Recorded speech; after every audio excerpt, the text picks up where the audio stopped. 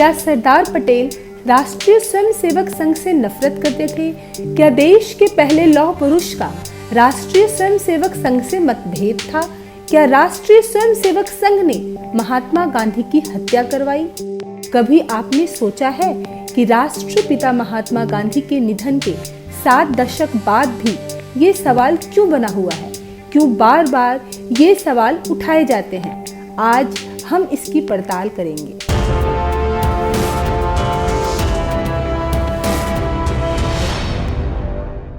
दरअसल शुरू से ही एक वर्ग भारत के इतिहास के प्रति पूर्वाग्रह से ग्रसित रहा। ये वो लोग थे जिन्होंने न केवल राष्ट्रीय स्वयंसेवक संघ के साथ नाइंसाफी की, बल्कि भारत के मौलिक इतिहास के साथ भी छेड़छाड़ की। ये वो लोग थे जिन्होंने यहाँ की संस्कृति, सभ्यता और मूल आत्मा को बदलने का षड्यंत्र रचा। फिर सवाल ये उठता है कि आखिर सरदार पटेल ने गृह मंत्री रहते राष्ट्रीय स्वयंसेवक संघ पर पाबंदी क्यों लगाई? इस सवाल का जवाब ढूंढने के लिए उस समय के दौर को समझना पड़ेगा। आजादी के बाद से ही नेहरू राष्ट्रीय स्वयंसेवक संघ से चिढ़ने लगे थे। 29 जनवरी 1948 को उन्होंने पंजाब में एक भाषण के दौरान संघ की न केवल तीखी आलोचना की, बल्कि उसे जड़ मूल से उखाड़ फेंकने की बात कही।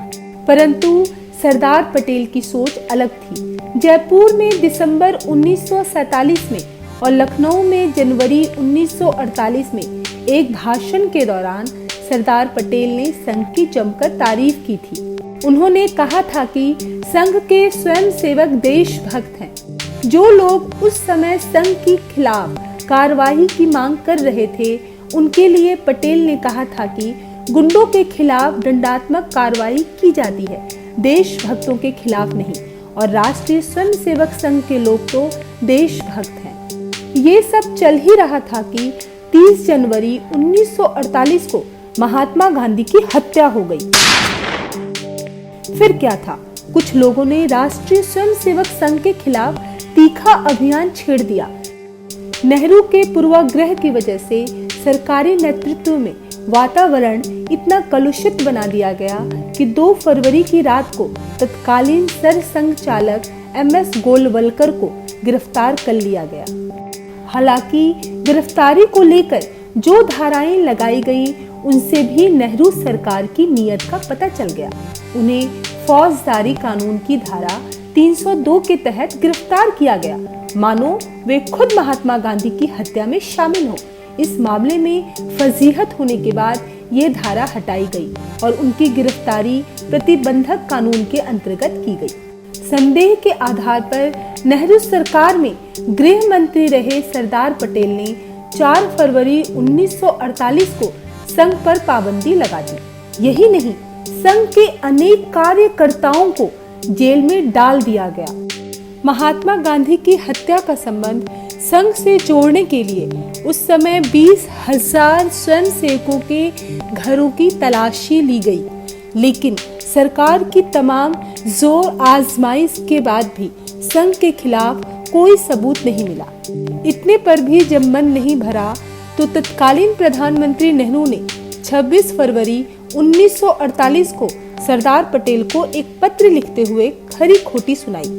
साथ ही ये सवाल उठा दिया कि संघ के खिलाफ पड़ताल में ढिलाई बढ़ती जा रही है। उन्होंने बिना किसी सबूत, कोर्ट या गवाही के एक प्रकार से फैसला सुना दिया और लिखा कि गांधी जी की हत्या कोई एकाकी घटना नहीं है और इसमें संघ शामिल है। उन्होंने साफ लिखा कि RSS के खिलाफ पुलिस और अधिकारी सख्ती से काम ले। वे चाहते थे कि संघ के सभी लोगों को गिरफ्तार किया जाए। सरदार पटेल ने अविश्वास से भरे इस पत्र का अगले ही दिन जवाब दिया। 27 फरवरी 1948 को पटेल ने पत्र में लिखा, मैं बापू की हत्या के मामले में लगभग प्रतिदिन जांच पड़ताल को लेकर जायजा लेता हूं। इनसे यह स्पष्ट होता है कि राष्ट्रीय स्वयंसेवक संघ इस षड्यंत्र में शरीक नहीं था। यह भी दिखाई देता है कि यह षड्यंत्र 10 आदमियों तक सीमित था, जिसमें से 2 को छोड़कर सब पकड़ लिए गए हैं।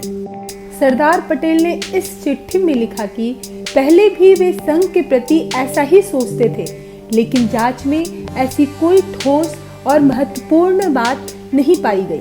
सरदार पटेल आगे लिखते हैं, इन बातों की ब्यौरेवार चर्चा करने के बाद मैं इस निर्णय पर पहुंचा हूं कि बापू की हत्या का षड्यंत्र इतना व्यापक नहीं था जितना आम तौर पर उसे मान लिया गया है, बल्कि वह ऐसे मुट्ठी भर आदमियों तक सीमित था जो काफी लंबे समय से बापू के दुश्मन रहे हैं। यह दुश्मनी ठेठ उस समय से बताई जाती है जब बापू जिन्ना से बातचीत करने गए थे। उस समय गोडसे ने विरोध में उपवास किया था तथा अन्य षड्यंत्रकारी बापू को जिन्ना के पास जाने से रोकने के लिए वर्धा गए थे। सरदार पटेल ने अपनी इस चिट्ठी में साफ कहा कि महात्मा गांधी की हत्या के लिए संघ को किसी प्रकार से नहीं जोड़ा जा सकता है। नेहरू की नफरत का खामियाजा राष्ट्रीय स्वयंसेवक संघ को काफी समय तक भुगतना पड़ा। 6 महीने बाद 6 अगस्त 1948 को गुरु गोलवलकर जी की जेल से रिहाई हुई। इसके बाद 11 अगस्त 1948 को गुरु गोलवलकर जी ने सरदार पटेल को चिट्ठी लिखी। इसमें उन्होंने इच्छा जताई कि वे दिल्ली आकर उनसे मिलना चाहते हैं। इस चिट्ठी का जवाब सरदार पटेल ने 1 महीने के बाद दिया। गुरुजी की चिट्ठी का ये असर हुआ कि सरदार पटेल की चिट्ठी से पहले गुरु गोलवलकर जी पर लगी पाबंदी हटा ली गई। वे अब नागपुर से बाहर जा सकते थे। एमजी वैद्य जी ने अपने एक लेख में उस पर विस्तार से लिखा है। 11 सितंबर 1948 को सरदार पटेल ने जो चिट्ठी लिखी उसमें उन्होंने लिखा, संघ के बारे में मेरे विचारों की आपको जानकारी होगी ही। मेरे ये विचार दिसंबर में जयपुर और जनवरी में लखनऊ में दिए भाषणों से स्पष्ट हो जाते हैं। इस बारे में कोई संदेह नहीं कि संघ ने हिंदू समाज की सेवा की है। संघ के युवकों ने महिलाओं और बच्चों की रक्षा और सहायता की। मैं पुनः आपको बताता हूं कि आप मेरे जयपुर और लखनऊ के भाषणों पर विचार करें और उन भाषणों में मैंने संघ को जो मार्ग दिखाया है उसे स्वीकार करें। मुझे विश्वास है कि इसमें ही संघ और देश का भी हित है। आपने यह मार्ग स्वीकार किया कि देश के कल्याण के लिए हम हाथ मिला सकते हैं। मुझे पूरा विश्वास है कि संघ देशभक्ति का कार्य कांग्रेस में आकर ही कर सकेगा, अलग रहकर या विरोध करके नहीं। इसके बाद 26 नवंबर 1948 को भी सरदार पटेल ने गुरुजी को दूसरा पत्र लिखा। इसमें भी उन्होंने लिखा, मेरी आपके लिए एक ही सूचना है कि संघ को नया तंत्र और नई नीति अपनानी चाहिए। यह नया तंत्र और नीति कांग्रेस के नियमानुसार ही होनी चाहिए। सरदार पटेल और सर संघ चालक के बीच का ये संवाद दोनों के बीच के संबंधों को बताने के लिए काफी है। कांग्रेस के भीतर ही एक बड़ा धड़ा ऐसा था जो चाहता था कि संघ के स्वयंसेवक कांग्रेस में रहकर काम करें। खास बात यह है कि संघ से पाबंदी हटने के बाद ही कांग्रेस में एक महत्वपूर्ण प्रस्ताव पास किया गया। कांग्रेस वर्किंग कमेटी ने यह प्रस्ताव पारित किया कि संघ के स्वयंसेवक कांग्रेस में शामिल हो सकते हैं। हालांकि ये प्रस्ताव तब पारित किया गया जब पंडित नेहरू भारत से बाहर थे। वे लंदन में राष्ट्रमंडल सम्मेलन में भाग ले रहे थे। उस समय पटेल के अलावा कांग्रेस के कई बड़े नेता जैसे पुरुषोत्तम दास टंडन, डॉक्टर राजेंद्र प्रसाद भी संघ के साथ सहयोग चाहते थे। लेकिन पंडित नेहरू को जैसे ही इस प्रस्ताव की भनक लगी वे भड़क उठे। आरएसएस से नफरत करने वाले नेहरू को यह प्रस्ताव कतई पसंद नहीं आया। फिर क्या था, पंडित नेहरू ने कांग्रेस वर्किंग कमेटी को बाध्य कर दिया कि वो यह प्रस्ताव वापस ले। आखिरकार नेहरू ने अपनी बात मनवा ली। वैसे पटेल के साथ गुरुजी का नाता आखिरी समय तक बना रहा। जब सरदार पटेल का निधन हुआ तो गुरुजी ने भी मुंबई में होने वाली उनकी अंतिम यात्रा में शामिल होने की इच्छा जताई।